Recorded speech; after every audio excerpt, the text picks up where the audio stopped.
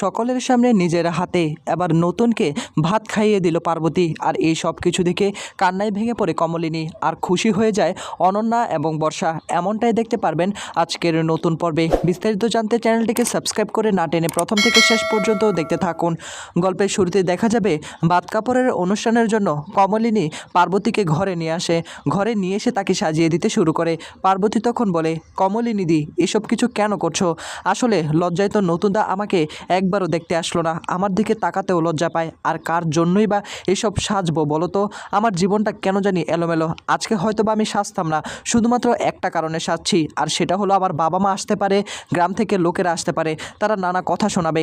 কমলিনী তখন বলে, তুমি তো এক্ষুনি বললে তোমাকে নাকি লজ্জায় নতুন ঠাকুর বউ দেখেনি।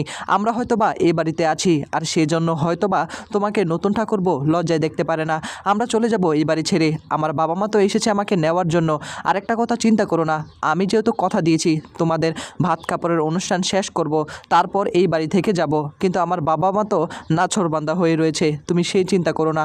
আমরা তোমাদের পথের কাঁটা হয়ে দাঁড়াবো না। নতুন ঠাকুরবো যেহেতু তোমাকে বিয়েটা করেছে, নিশ্চিত একদিন না একদিন সমস্ত কিছু ভুলে তোমার দিকে ফিরে তাকাবে। এখন হয়তো ভাই লজ্জায় কোনো কিছুই করতে পারছে না বাপু, আমার জীবনটাও তো ঠিক একই রকম।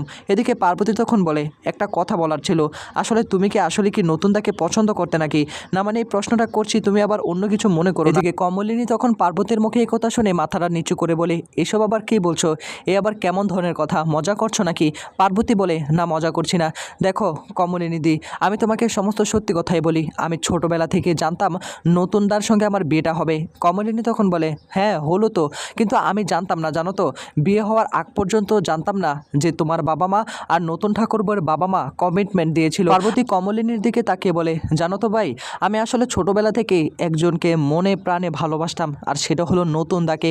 কিন্তু আস্তে আস্তে যখন বড় হলাম, বড় হতে শুরু করলাম, আর বুঝতে পারলাম তার জীবন আর আমার জীবন আকাশ পাতাল তফাৎ। সে তো অনেক দূরে চলে গিয়েছে, তার মধ্যে আবার বিদেশে চলে গিয়েছিল, আর তখন থেকে হয়তোবা আমার জীবনটা এইভাবে এলোমেলো হয়ে গিয়েছে। কমলিনী তখন বলে, বিদেশ গিয়েছো তো কি হয়েছে? তোমরা কি যোগাযোগ করার চেষ্টা করেছো? যোগাযোগ করনি? তখনই আবার পার্বতী বলে, যোগাযোগ কি করে করতাম, ও থাকে বিদেশে, আমাদের সঙ্গে না আর কোনো যোগাযোগ রাখার চেষ্টা করেনি। আর আমার বাবা মাও তো আমাকে বিয়ে দেওয়ার জন্য উঠে পড়ে লেগেছিল। এমনটা না যে আমাকে পাত্রপক্ষ দেখতে আসেনি, অনেক পাত্রপক্ষ এসেছিল, বিয়ের সম্বন্ধ এসেছিল, কিন্তু আমার মন শুধু নতুনদাকে পাওয়ার আশায় আমি এত বছর বসেছিলাম। কিন্তু শেষ পর্যন্ত যেহেতু রক্ষা হলো না, আমার বাবা মা এই সিদ্ধান্ত নিতে রাজি হয়েছে। কিন্তু একটা কথা কি জানো তো কমলিনী দি, তোমার মুখ দেখে যেটা মনে হচ্ছে তুমি আসলে এই বিয়েতে খুশি নাও। আমি হয়তোবা কারণটা একটু একটু করে বুঝতে পারছি, আমি আর বুঝতে বাকি রইল না। হয়তোবা এত বছর নতুনদা তোমাদের এই বাড়িতে থেকেছে, হয়তোবা কী কারণে থেকেছে সেটা তোমরাই ভালো জানো, হয়তোবা কোনো কিছুর টানে। এদিকে কমলিনী বলে, কিসের আবার টান থাকবে, তার বাড়ি সে থেকেছে। তখনই পার্বতী বলে, না অন্য কোনো কাহিনী আছে। আচ্ছা তুমি কি আমাকে একটু কথা বলতে পারো? দেখো নতুনদা কিন্তু এখন পর্যন্ত আমার সঙ্গে ভালো করে কথা বলছে না ঠিকঠাক মতো, আর তোমার দিকে বারবার তাকাচ্ছে, তোমার সঙ্গে কি গোপন কথা, আলাদা কথা নাকি বলবে সেটা হয়তো বা বলতে পারছে না। আসলে কি তুমি নতুনদাকে সত্যিকারের ভালোবাসো নাকি নতুনদা তোমাকে ভালোবাসে? তখনই কমলিনী বলে, এইসব পার্সোনাল কথা কেন তুমি টেনে আনছো? আমি কি একবারও বলেছি বা তোমার নতুনদাকে তোমাকে এইসব কিছু নিয়ে কিছু বলেছে? যেহেতু এইগুলো নিয়ে কোনো কথাই হচ্ছে না, তাই তুমি আমার পার্সোনাল বিষয় নিয়ে কোনো প্রশ্ন করো না প্লিজ। এই প্রশ্নগুলো শুনতে আমার একদম ভালো লাগে না। হ্যাঁ আমাদের বাড়িতে ছিল, বাড়িতে আছে বলেই যে ভালোবাসা হয়ে যাবে তার তো কোনো মানে নেই, তা কি হয় নাকি? তখনই পার্বতী বলে, কেন প্রশ্নটা কি করা যায় না? দেখো তুমিও নারী আমিও নারী, এই জন্য আমি প্রশ্নটা করলাম, এখানে তো আর খারাপ কিছু দেখতে পাচ্ছি না। কমলিনী তখন পার্বতীকে বলে, আমি তোমাকে একটা প্রশ্ন করি, নতুন ঠাকুরবো কি তোমাকে কোনোদিন ভালোবাসি এই কথাটা বলেছে? আর তখনই আবার পার্বতী বলে, এইসব প্রশ্ন আমাকে কেন করছো? এই প্রশ্নেরও তো আমি কোনো উত্তর দিতে পারবো না। তখনই কমলিনী বলে, যেহেতু উত্তর দিতে পারবে না সেহেতু এই প্রশ্নগুলো থাক। দেখো তুমি আমাকে প্রশ্ন করেছো, আমিও তোমাকে প্রশ্ন করেছি, কিন্তু তুমি কোনো উত্তর দিলে না, তা আমি কেন উত্তর দিতে যাব? এদিকে পার্বতী তখন বলে, না সত্যি কথা কি, নতুনদা কোনো দিন আমাকে ফোন করে বা কোনো পার্সোনালভাবে আমাকে বলেনি সে ভালোবাসেছে কি না আমাকে, বা আমাকে ভালোবাসে এই কথাটুকু বলেনি। কিন্তু সব কথা কি আর মুখ ফুটে বলা যায় নাকি? এদিকে তখনই আবার কমলিনী বলে, মুখ ফুটে বলা যায় না, তা তুমি বলতে পারতে। তখন এবার পার্বতী বলে, সেই সুযোগটা আর কোথায় পেলাম, সেই সুযোগটা কি আর পেলাম নাকি? এদিকে কমলিনী বলে, আমি একটা জিনিস বুঝতে পারছি না, তোমাদের মধ্যে কমিটমেন্ট ছিল, বিয়ের আগে কি একবারও নতুন ঠাকুরবাড়ির পরিবারের সঙ্গে কথা বলার দরকার ছিল না? পার্বতী বলে, বলেছে ওর দাদার সঙ্গে আমার বাবা অনেক কথা বলেছে, বারবার বিয়ের কথা বলেছে। ওর দাদা শুধুমাত্র একটি কথাই বলে, নতুন এখন বড় হয়েছে, তার সিদ্ধান্ত তাকেই নিতে হবে। তারপর আর কি আস্তে আস্তে বড় হয়ে বিদেশে চলে গেছে, আর কোনো খোঁজ খবর পাওয়া যাচ্ছিল না। কমলিনী তখন বলে, যাই হোক, অবশেষে তাহলে তোমরা এক হলে, যেহেতু এক হয়ে গিয়েছো, আস্তে আস্তে আমার সম্পর্কেও সবটা জেনে যাবে, আর আমি ওকে ভালোবাসি কিনা তুমি ওর কাছ থেকেই জেনে নিও। আর এদিকে পার্বতী তখন বলে, প্রশ্নটা আমি তোমাকে করেছিলাম কমলিনীদি, তাই উত্তরটা যদি তুমি দিতে খুব ভালো হতো। দেখো, আমি খুব স্পষ্ট করে বুঝতে পারি তোমরা আসলে দুজন দুজনাকে ভালোবাসো, তোমাদের আচার আচরণ দেখি সেটা বোঝা যায়। কমলিনী বলে, হ্যাঁ, সেটা যদি তুমি মনে করো তাহলে সেটাই।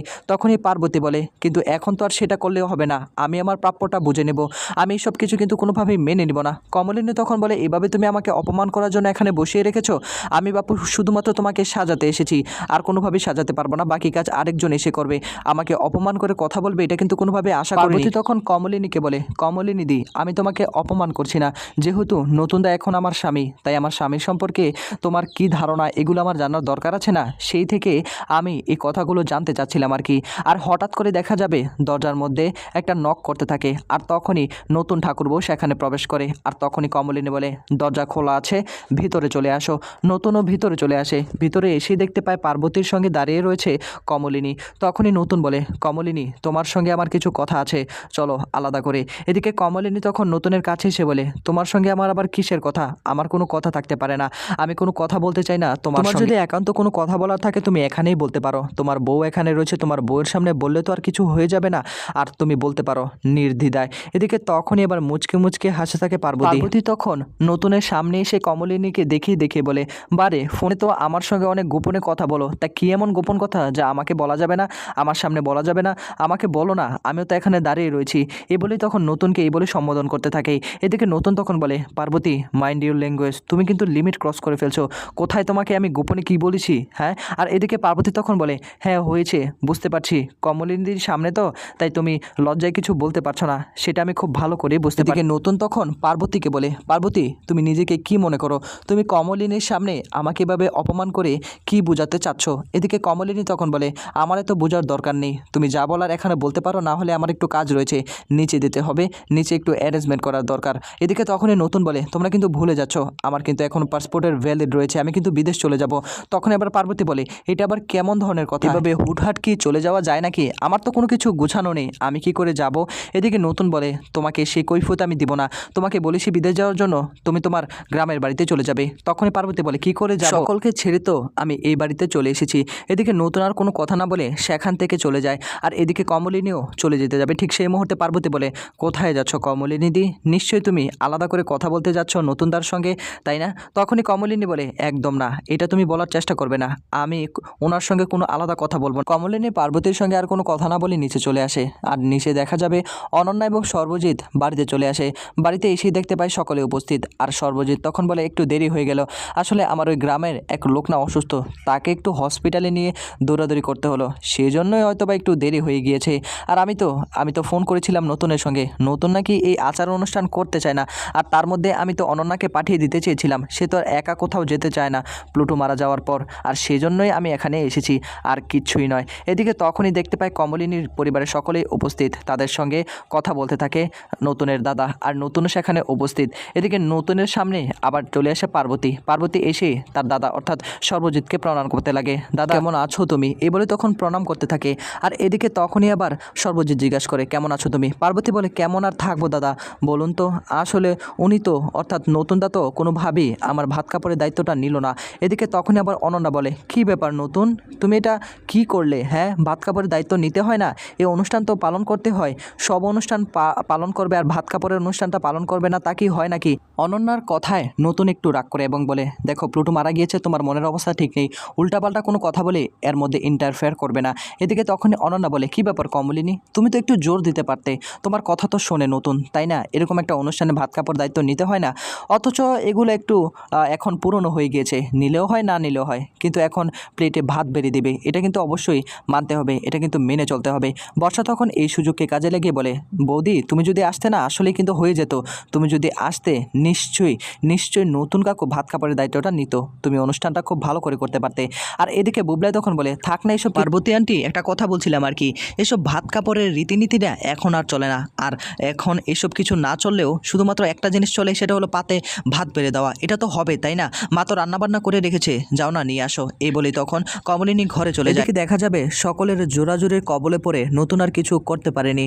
নতুন বসে পড়ে আর পার্বতীও বসে পড়ে। পার্বতী তখন নতুনকে খাইয়ে দিতে লাগে আর এসব কিছু দেখে কান্নায় ভেঙে পড়ে কমলিনী। তো বন্ধুরা, এটা যদি হয় আসলে কি দেখতে ভালো লাগবে? কমেন্ট করুন।